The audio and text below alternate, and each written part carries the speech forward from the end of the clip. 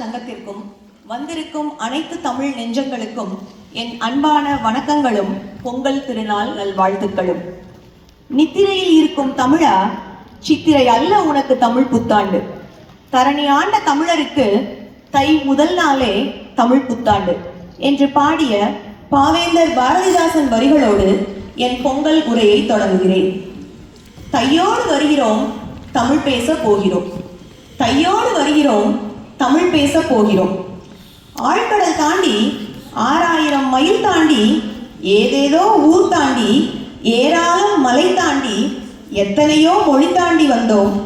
Canada தேசமே கனவுகளின் சுவாசமே, Canada தேசமே கனவுகளின் சுவாசமே. அடிக்கும் குளிரிலும் அலட்டி கொள்ளாமல் அழகாய் தமிழ் மனம் பரப்பி கலை நிகழ்ச்சிகளோடு கலகலப்பாய் கொண்டாடுவோம் பொங்கலை. சாதி மத பேதமின்றி தமிழ் சமூகம் ஒன்று கூடி கொண்டாடும் நன்னாள் அது தமிழர் திருநாள். தமிழர் திருநாள் அது தமிழர்களுக்கு பெருநாள். களைப்பை போக்கி களிப்பில் ஆழ்த்தும் திருநாள். தை பிறந்தால் வழி பிறக்கும், தமிழர் தம் வாழ்வில் ஒளி பிறக்கும் என்ற தன்னம்பிக்கையோடு தை மாதத்தை வரவேற்போம். தை மார்கழியின் தங்கை, மாசியின் தமக்கை. மாதவனை வணங்கி மார்கழி முடிந்தது, ஆதவனை வணங்கி தை பிறந்தது.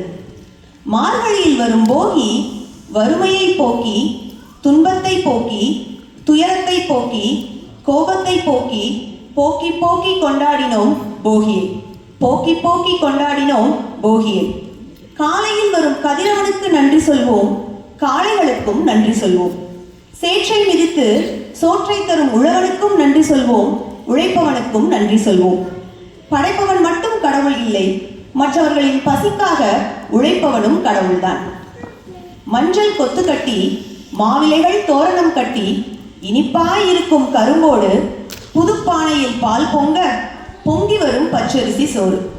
பொங்கி வரும் பொங்கல் இது, பொங்கி வரும் பொங்கலை பொங்கலோ பொங்கல் என குமரிகள் குலவையிட பொங்கிய பொங்கலை படைத்தவனுக்கு படைத்துவிட்டு பசித்தவனுக்கு பகிர்ந்துவிட்டு பால் பொங்கியதா என பரவசமாய் கேட்டுவிட்டு உண்டு கழித்தோம் சர்க்கரை பொங்கலை.